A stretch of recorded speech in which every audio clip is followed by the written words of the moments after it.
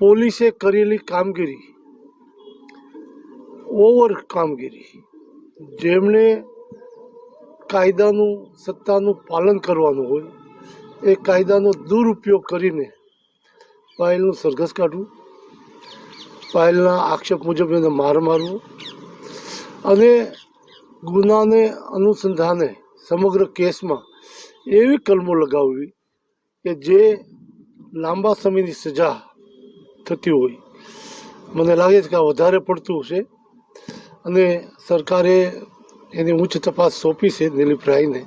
મને વિશ્વાસ છે કે મૂળ કેસમાં માત્ર પાયલમાં જ નહીં, જે રીતની કલમો લાગી છે એ અંગે ચકાસે અને જાહેર હિતમાં જાહેર લોકોને વિશ્વાસ બેસે કે પોલીસ પોતાની ઓવર કામગીરીના કારણે સરકારને બદનામ થાય એવા પગલાઓ લઈ રહ્યા છે, ત્યારે સરકાર પણ સાવધાનીપૂર્વક આવા ઓવર પગલાં લેનારની સામે કડકાઈથી કાર્યવાહી કરે.